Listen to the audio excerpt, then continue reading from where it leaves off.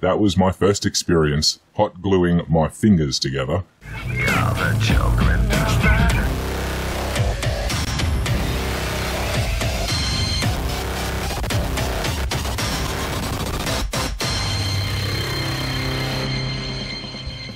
G'day, I've been NotJah Witness, and guess what? Christmas is right around the corner. So I thought I would talk about my Christmas experiences and what the holiday means to me, as well as touch on why a few others such as Easter, Halloween, Valentine's Day, Memorial Day, Remembrance Day, and every other jar-damned holiday or celebration the Jehovah's Witnesses refuse to be a part of. Pretty much everything is evil, except your wedding anniversary for some reason. That one is okay. First, let's address the bones of why the Jehovah's Witnesses don't participate in these celebrations. One of the most predominant reasons is that most have some form of pagan background or demonic ritualism, even if it is only in a derivative form now exclusively used for marketing. Another first port of call for Christmas is the obvious fact that it does not come close to lining up with any realistic birth date for the Jesus character, and so the JWs cling to this as proof other religions are indeed false. A more particular reason for birthdays is that the only references of birthdays in the Bible were being celebrated by non-godly people.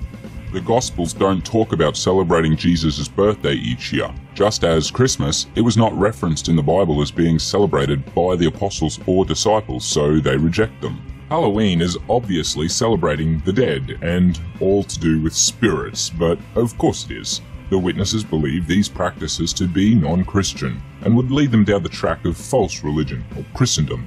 All more subtle ways to distinguish themselves as different or special and pose as God's chosen people.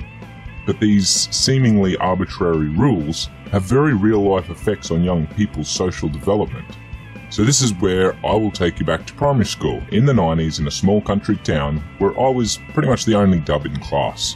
I don't particularly remember much about grade 1 Christmas, but in grade 2 I remember the class doing arts and crafts things for fun at the end of the year just before the holidays. I don't know why, maybe I was too young to explain it myself or the teacher was just being a good human being, but that Christmas they didn't send me outside class or into another room. They allowed me to participate in the activities, albeit expressly told not to make anything Christmas related. I remember sitting alone while all the other children made stupid random Christmas things like Christmas trees or Santa out of felt and other assorted things.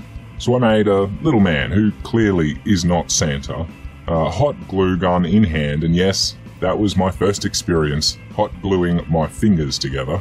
I threw all those Christmas-coloured felt things together into a happy little googly-eyed chap. He has a name, but like mine, it shall remain private. I still have him, blue tacked to the wall behind my screen as a constant reminder of the closest thing to Christmas I ever had. Grade 3, I was sent into another room to do basic math or English or whatever boring schoolwork, while all the other kids had fun playing Christmas games or had colouring books and toys and whatnot. This is pretty much how it went up until grades where they're just too old for that, and it turned into like only when they would do religious studies in class. But that would be another story for another day. Many holidays were the same for me. On my own birthday throughout my childhood, I would sit outside the classroom, look into the windows and watch as other kids in the class with the same birthday were celebrated and all shared cake and songs, while I sat on the cold cement alone. But these sort of things were commonplace, just my everyday life. I consistently stood out for not standing up to the national anthem every single week in front of the entire school. They knew why, but I don't think any of them really understood. Easter was no different. Valentine's, you name it.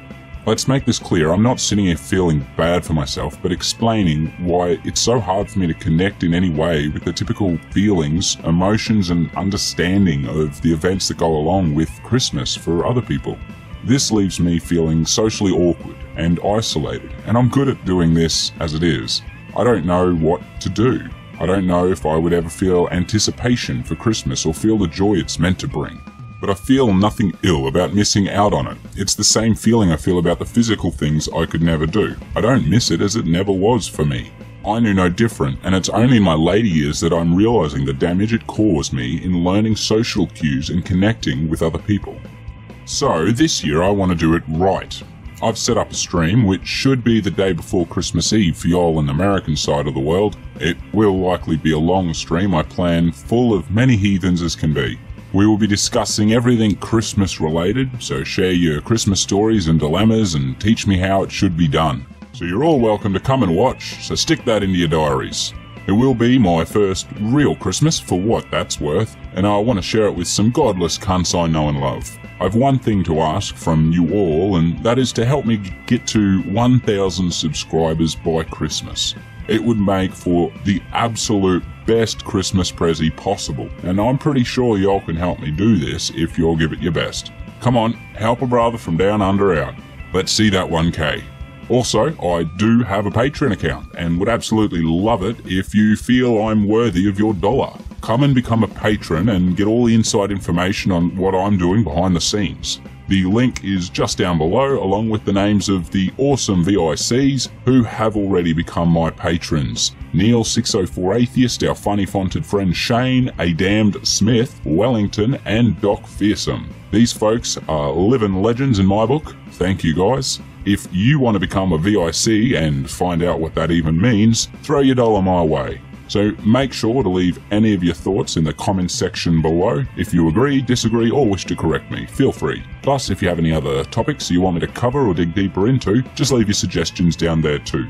I was on the Facebook, and I am on the Twitter machine at NotJah Witness if you wanted to get in touch with me there, but Facebook is not my friend at the moment, as it wants my real name.